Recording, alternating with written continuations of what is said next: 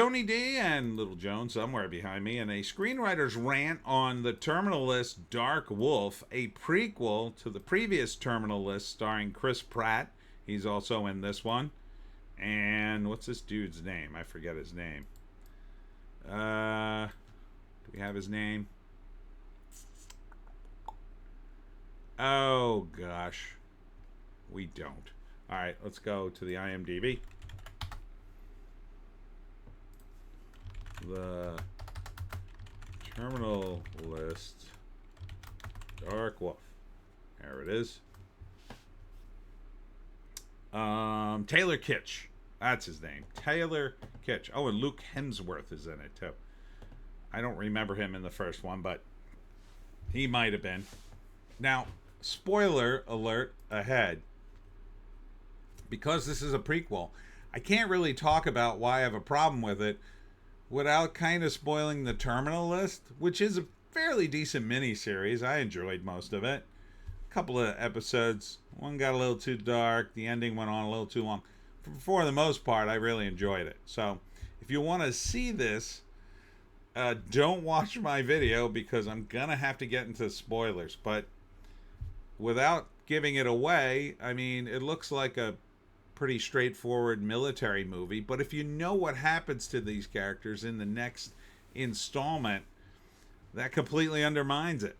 It'll undermine the tension for you.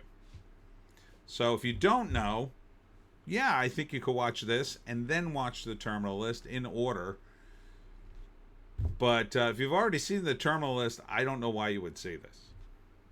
So, best guess, and this is a mini series, you know, the first portion of it, the boys are back and they're doing their jobs in Afghanistan and around the world, and then Taylor is offered, he screws up and then he's offered some, I don't know, he's offered some sort of deal with the deep state, let's say, to do some more extracurricular murders, and then Chris Pratt, I guess, helps him.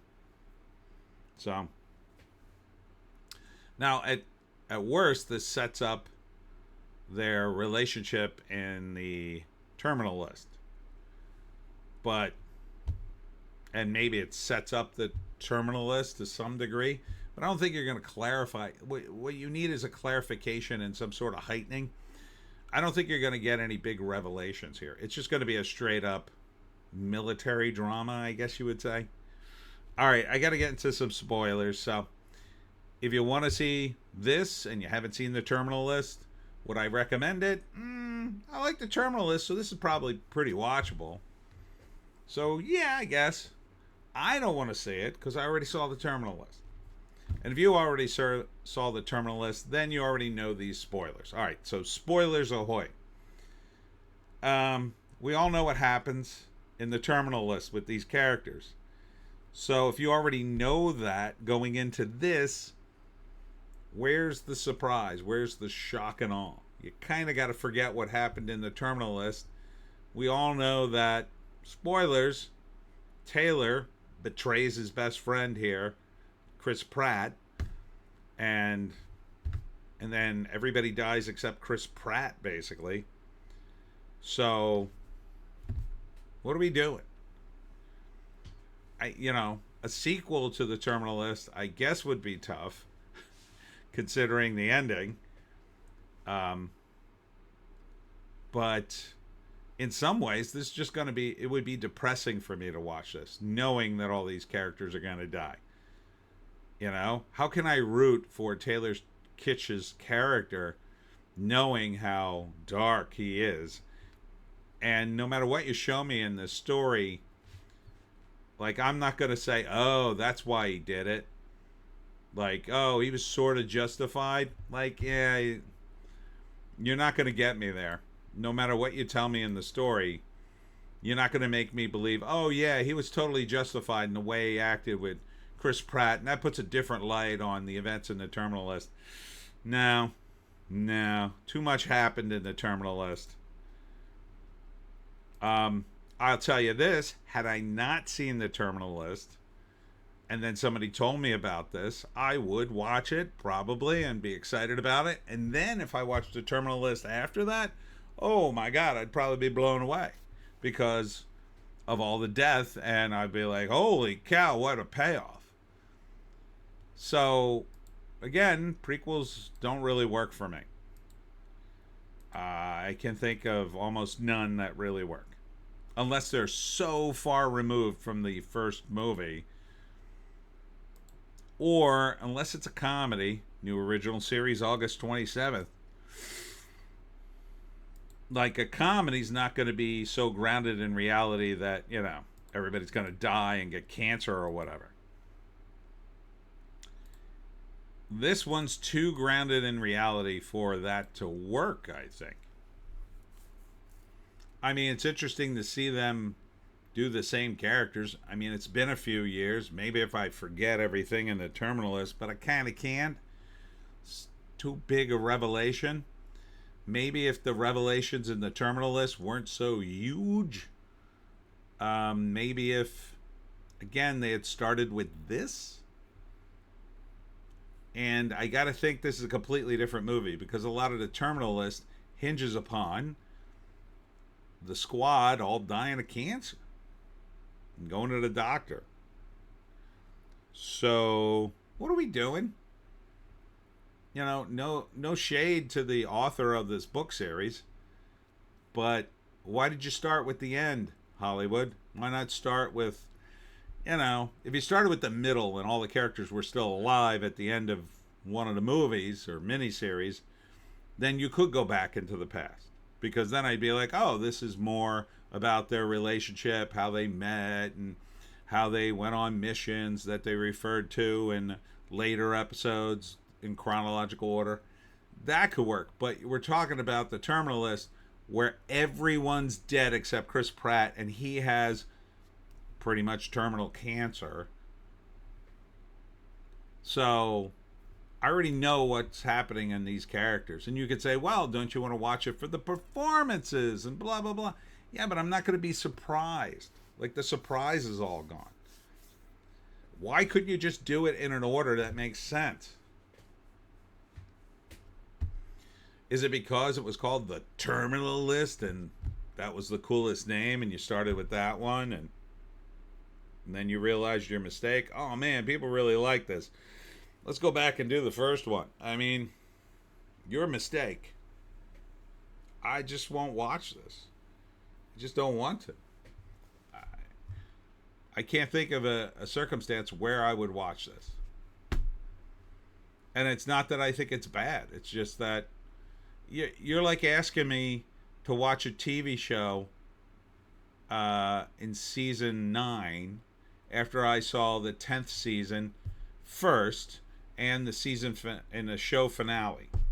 Like, I already know what happened. Like, you're asking me, I watched the last episode of MASH, and you're asking me to watch, like, the season before? I already know what happens. Like, all the payoffs are gone. It's just the dumb way to do this. Stop doing prequels, Hollywood. If you want to do prequels, there is a way to set it up where the stakes haven't been turned up to 11 already. You've already turned up the stakes in the Terminal List as high as they'll go. It can't go any higher unless Chris Pratt's character dies. I didn't even know what you would do for a sequel. And maybe there is one. I don't know. And again, it's not a poorly written thing. It's probably pretty good. So, if you haven't seen the Terminal List, then you should... I would watch this. But I can't go back in time. I can't zap myself with the MIB little stick, flashy stick, and forget.